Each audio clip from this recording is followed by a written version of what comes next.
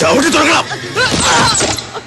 അയാള് നിലവറയിൽ ഇറങ്ങുമ്പോഴേക്കും ഞാൻ ഓടി മച്ചിന്റെ പുറത്ത് കയറി. അല്ലെങ്കിൽ എന്റെ കഥ അവിടെ തീർന്നാനേടാ. ഇനിയിപ്പൊ നമ്മൾ എന്ത് ചെയ്യും? വരുന്നിടത്ത് വെച്ച് കാണാം. അത് തന്നെ. ഏതായാലും എന്റെ മുന്നിൽ തന്നെ ഒന്ന് പെട്ടോണ്ട് പ്രാന്താണെന്നും പറഞ്ഞ് തൂക്കിയെടുത്ത് ആശുപത്രിയിലാക്കാൻ പറ്റി. ഡോക്ടർമാർ പറയത്തില്ലേ അയാൾക്ക് പ്രാന്തൊന്നുമില്ലാന്ന്?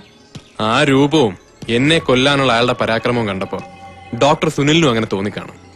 പിന്നെ ഞാനങ്ങ് തറപ്പിച്ചു പറഞ്ഞു, മാനസിക രോഗം പിടിച്ച് പുറപ്പെട്ടു പോയ കമ്മീഷണർ മുഴുവട്ടനായിട്ടാണ് തിരിച്ചു വന്നിരിക്കുന്നത്. ഏതായാലും 12 മണിക്കൂർ നേരത്തേക്ക് അയാൾ മയക്കത്തിലായിരിക്കും എന്നാണ് ഡോക്ടർ പറഞ്ഞത്. ആ സമയം നമുക്ക് വളരെ വിലപ്പെട്ടതാ. ഇല്ല, എനിക്ക് ഭ്രാന്തില്ല. ഞാൻ എത്ര പ്രാവശ്യം ഇത് ആവർത്തിക്കുന്നു. ഇതെല്ലാം തെമ്മാടി കരുതി കൂട്ടി ചെയ്താ. ചേട്ടന് ഭ്രാന്താണെന്ന് ആരെങ്കിലും പറഞ്ഞോ? ചേട്ടൻ പറഞ്ഞ കഥ കേട്ടിട്ട് വിശ്വസിക്കാൻ കഴിഞ്ഞില്ല, അത്രേ പറഞ്ഞുള്ളൂ. ഏതായാലും മനസ്സിന് ടെൻഷൻ കൊടുക്കണ്ട. എടാ പോടാ പുല്ലേ, എന്ത് ടെൻഷൻ? ഞാൻ ഇത്ര നാൾ അനുഭവിച്ചാൽ കൂടുതൽ ടെൻഷൻ ഒന്നും ഈ ലോകത്ത് ആരും അനുഭവിച്ചതല്ല. സാറ് പറഞ്ഞത് ശരിയാ. ഇനി വീരപ്പൻ തട്ടിക്കൊണ്ടുപോയാലും കാട്ടിനകത്ത് വിശാലമായിട്ടിരിക്കാം. ഇത് പട്ടിയും പൂച്ചയും എലിയും പാറ്റയും കേട്ടിട്ട് എനിക്ക് തന്നെ പേടിയാവുന്നു.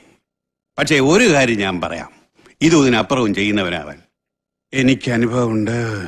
ഒരാളെ കുറിച്ച് ആരോപണം ഉന്നയിക്കുമ്പോൾ വ്യക്തത വേണം മുകുന്ദ. SI സഞ്ജീവ് ഇതെല്ലാം പാടെ നിഷേധിക്കുക.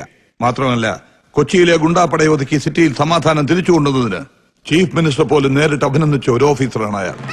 താനൊരു കോപം പറയണ്ട. താനൊക്കെ കൂടി അവനെ വളർത്തുന്നത്. എന്റെ അനുജനെ അറസ്റ്റ് കൊണ്ടുപോകാൻ അവൻ അധികാരം കൊടുത്ത് താനും കൂടെ അല്ലേ? അവനൊന്ന് ജാമ്യത്തിൽ ഇറങ്ങിക്കോട്ടെ. തന്നെ ഉൾപ്പെടെ ഒരുത്തിനെ ഞാൻ വെറുതെ വിടില്ല. അല്ല മോന്ത, വർഷങ്ങളോളം ഈ സ്റ്റേറ്റിലെ മുഖ്യമന്ത്രിയായിരുന്ന ആളാ നിന്റെ അമ്മാവൻ. ആഭ്യന്തരവും കൈകാര്യം ചെയ്തിട്ടുണ്ട്. നിന്നെ പോലെ പ്രഗത്ഭനായ ഒരു പോലീസ് കമ്മീഷണറെ ഒരു ചെറുപ്പക്കാരൻ ഈ സിറ്റിയിൽ തന്നെ കിഡ്നാപ്പ് ചെയ്ത് വെച്ചു എന്നൊക്കെ പറഞ്ഞ ആരാ വിശ്വസിക്കുക? അല്ല, അയ്യപ്പൻ നായരോടുള്ള ദേഷ്യവും ആ ചെറുക്കനെ SI ആക്കാതിരിക്കാനുള്ള വാശിയൊക്കെ നിനക്കുണ്ടായിരുന്നല്ലോ. അത് മനസ്സിൽ കിടന്ന് സമനില തെറ്റിയപ്പോ ഇങ്ങനെയൊക്കെ തോന്നിയതാകുമോ? നീ ഒന്നുകൂടി സമാധാനമായിട്ട് ചിന്തിക്കേ. നീ ഇതുവരെ എവിടായിരുന്നു? മറ്റടുത്ത വർത്താനം പറഞ്ഞ അമ്മാവനാണ് ഞാൻ നോക്കില്ല, കൊന്നു കുഴിച്ചുമൂടും. അയാളുടെ ഒരു പുതിയ കണ്ടുപിടുത്തം. ചേട്ടാ ചേട്ടാ പ്ലീസ്, അമ്മാവൻ പറഞ്ഞ പോലെ ഒന്നും ആയിരിക്കില്ല. ചേട്ടൻ പറഞ്ഞത് സത്യമായിരിക്കും. ദേ നോക്ക്, ചേട്ടനെ വേദനിപ്പിച്ച ഒരുത്തനെയും ഇനി അവനെ ഇന്ത്യൻ പ്രധാനമന്ത്രി സപ്പോർട്ട് ചെയ്താൽ പോലും ഈ മാധവൻ വെറുതെ വിടില്ല. ഇന്ന് തന്നെ ഡിസ്ചാർജ് ചെയ്യാന്ന് പറഞ്ഞിട്ടുണ്ട്. നാളെ തന്നെ ചേട്ടന്റെ ആവശ്യപ്രകാരമുള്ള അന്വേഷണം തുടങ്ങിയിരിക്കണം. ആ റാസ്കലിനെ ഇന്ന് തന്നെ അറസ്റ്റ് ചെയ്ത് അകത്താക്കണം സാർ. അവന്റെ തൊപ്പി തെറിപ്പിക്കുമെന്ന് ഞാനും ഒരു പ്രതിജ്ഞ എടുത്തിരുന്നു. അവന്റെ തൊപ്പിയോ തലയോ തെറിപ്പിക്കുന്ന ഈ മൂന്നിനൊരു പ്രശ്നമല്ല. നിമിഷം കൊണ്ട് നടത്തിയിരിക്കും. അവന്റെ ശവം പോലും വീട്ടുകാർക്ക് കാണാൻ കൊടുക്കില്ല. Cool down mister Mukundan. നിങ്ങൾ പറയുന്നത് പരിപൂർണമായിട്ട് വിശ്വസിക്കാൻ ഞങ്ങൾക്ക് പ്രയാസമുണ്ട് മിസ്റ്റർ മുകുന്ദൻ. വിശ്വസിപ്പിക്കാനല്ലേ അന്വേഷണം ഇവിടെ തുടങ്ങണമെന്ന് ഞാൻ പറഞ്ഞത്. വർഷങ്ങളായിട്ട് ആൾതാമസത്തിൽ കിടക്കുന്ന ഈ വീടിന്റെ നിലവറയിൽ അവനെ പൂട്ടി. എന്താണാവോ സാറുമാരെല്ലാരും കൂടെ? എന്താ നിങ്ങളുടെ പേര്? ഗോപാലപിള്ള, GP പിള്ള എന്ന് വിളിക്കും. എക്സ് മിലിറ്ററിയാ. നിങ്ങൾ ഇവിടെ താമസിക്കുന്ന ആളാണോ? അതെ സാർ. പക്ഷെ ഇടയ്ക്കിടയ്ക്ക് പാലക്കാട്ടുള്ള എന്റെ സ്വന്തം വീട്ടിലേക്കൊന്ന് പോയി വരും. ഇതെന്റെ ചേട്ടന്റെ മോന്റെ വീതത്തിലുള്ളതാ. അവരൊക്കെ അങ്ങ് സിംഗപ്പൂരിലായതുകൊണ്ട് ഞാനായിപ്പോ ഇതെല്ലാം കൂടെ നോക്കി നടത്തുന്നു. തന്നെ ഇവിടെങ്കിലും ഞാൻ കണ്ടിട്ടില്ലല്ലോ. അതിന് സാർ ഇവിടേക്കും വന്നിട്ടില്ലല്ലോ. ഇവൻ കള്ളം പറയാ. ഈ വീടിനകത്ത് നിലവറയിൽ എന്നെ പൂട്ടിയിട്ടത്. ഈ സാർ എന്ത് ഭ്രാന്തൊക്കെയായി പറയുന്നത്? വിളിച്ചല്ലേ കൊല്ലുന്ന മുകുന്ദൻ. സാർ, ഈ വീടിന്റെ അണ്ടർഗ്രൗണ്ടിൽ ഒരു നിലവറയുണ്ട്. ഞാൻ കാണിച്ചു തരാം. നീ കള്ളം പറഞ്ഞ് പോലീസിനെ കളിപ്പിക്കാനാ റാസ്കൽ. ഇതാണ് സാർ ഞാൻ പറഞ്ഞ അണ്ടർഗ്രൗണ്ടിലേക്കുള്ള വഴി. എന്റെ ദൈവം, ഈ സാർ എന്തൊക്കെയാ പറയുന്നത്? ഇത് ഞങ്ങളുടെ തേങ്ങാപ്പരയിലേക്കുള്ള ഇടതാഴിയാ. ഈ ഭാഗത്ത് പുരയിടം കുറെ താഴ്ചയാണെന്നേ ഉള്ളൂ. താൻ വേണ്ടി പോരുത്. ഞാൻ കേട്ടാ മനസ്സിലാവും.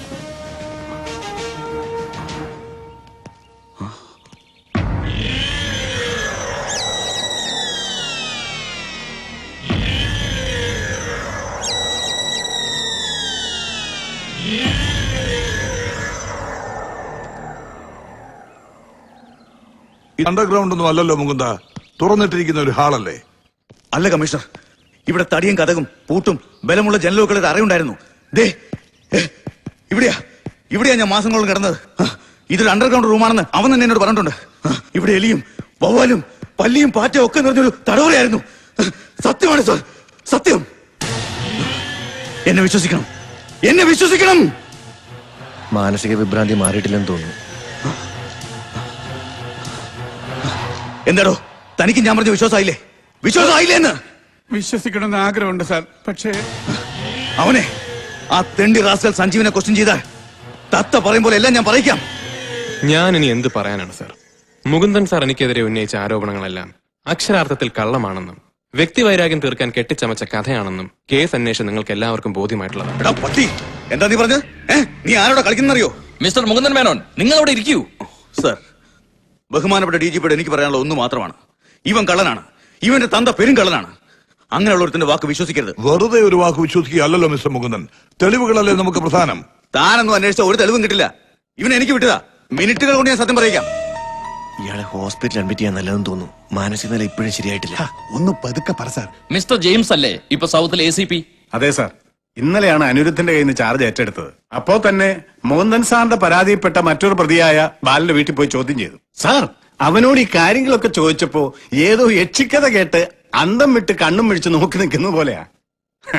മുകുന്ദൻ സാറിന്റെ അബോധ മനസ്സിൽ എന്തോ ഒരു ദുസ്വപ്നം കിടപ്പുണ്ട്. മനുഷ്യ ശരീരത്തിൽ 72,000 നാഡീ വ്യൂഹങ്ങളാണല്ലോ. അതിലൊരെണ്ണത്തിന് ഒരടി കിട്ടിയാ പോരെ സാർ, മൊത്തം കൺട്രോളും പോവും. പുല്ലേ, തെമ്മാടത്തിനെ പറഞ്ഞോണ്ടല്ലോ. നീയും കൂടി ചേർന്ന ചതി നടത്തിയെന്ന് എനിക്ക് ഉറപ്പാ. ഒരു ഡിപ്പാർട്ട്മെന്റ് എൻക്വയറി എനിക്ക് വേണ്ട. ഇവനെ ഞാൻ കൈകാര്യം ചെയ്തോളാം. സർ, ഒന്നുകിൽ വർഷങ്ങളായി എന്റെ അച്ഛനോടും കുടുംബത്തിനോടുള്ള പക ഇദ്ദേഹം തീർക്കുകയാണ്, അല്ലെങ്കിൽ നമ്മൾ സംശയിച്ച പോലെ ഇദ്ദേഹത്തിന് മാനസിക രോഗം.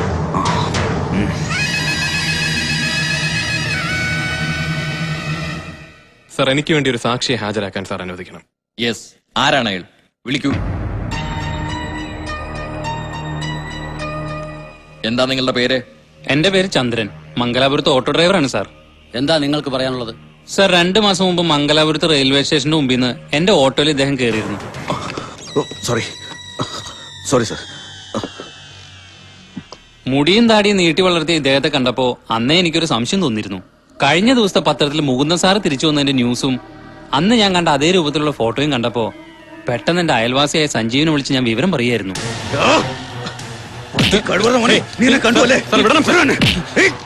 സഞ്ജീവ്, മുകുന്ദനെ പിടിച്ചോണ്ട് പോകൂ. ഹലോ. ആ GP പിള്ള ചേട്ടാ, ചേട്ടനോട് എങ്ങനെ നന്ദി പറയണമെന്നറിയില്ല. അത്രയ്ക്ക് ഗംഭീരമായിരുന്നു ഇന്നലത്തെ പ്രകടനം എന്നറിഞ്ഞു. ആ, ഞാൻ ഇന്ന് തന്നെ നേരെ ഒന്ന് കാണുന്നുണ്ട്. Okay, thank you very much. നിന്നെ ഞാൻ വെറുതെ വിട്ടു എന്ന് കരുതിയല്ലേ?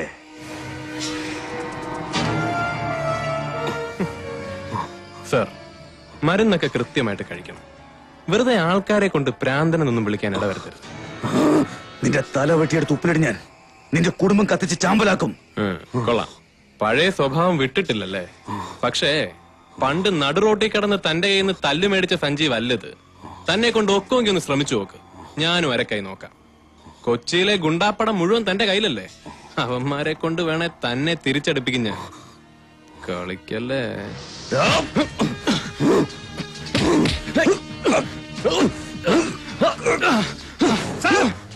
വീട്ടിൽ തല്ലും തുടങ്ങിയോ സാർ?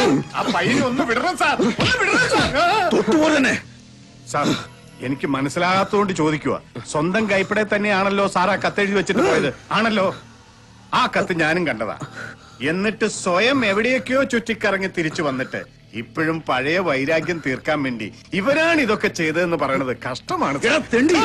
അത് ഞാൻ സ്വയം എഴുതിയതല്ല. അല്ല അല്ല മുറിക്കകത്ത് പൂട്ടിയിട്ട് എന്നെ ഇവൻ ഇലക്ട്രിക് ഷോക്ക് അടിപ്പിച്ചഴിച്ച. അത് ശരി. അപ്പൊ ഈ പറഞ്ഞതെല്ലാം കൃത്യമാ?